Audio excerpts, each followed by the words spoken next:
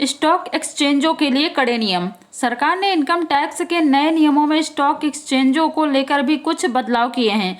Derivative trading F&O के लिए मान्यता प्राप्त स्टॉक एक्सचेंज कहलाने के लिए अब एक्सचेंजों को सख्त शर्तों का पालन करना होगा।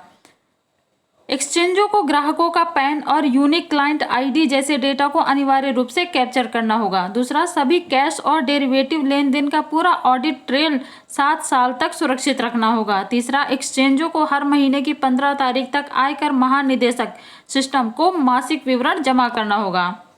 चौथा क्या है, एसेट होल्डिंग पीरियड पर स्पष्टता। कैपिटल गेन्स की कैलकुलेशन के लिए होल्डिंग पीरियड, संपत्ति पास रखने की अवधि यानी शॉर्ट टर्म या लॉन्ग टर्म को लेकर नियम साफ किए गए हैं।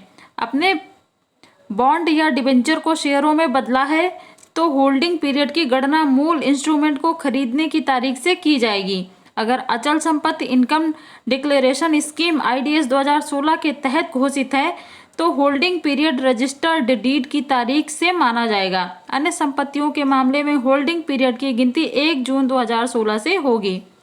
क्या है नए नियमों का उद्देश्य? सरकार का मानना है कि नए इनकम टैक्स रूल्स 2026 से टैक्स सिस्टम में पारदर्शिता बढ़ेगी और नियम ज्यादा स्पष्ट होंगे।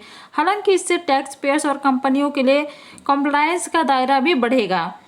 सरकार का फोकस टैक्स चोरी रोकना और सिस्टम को आधुनिक बनाना है।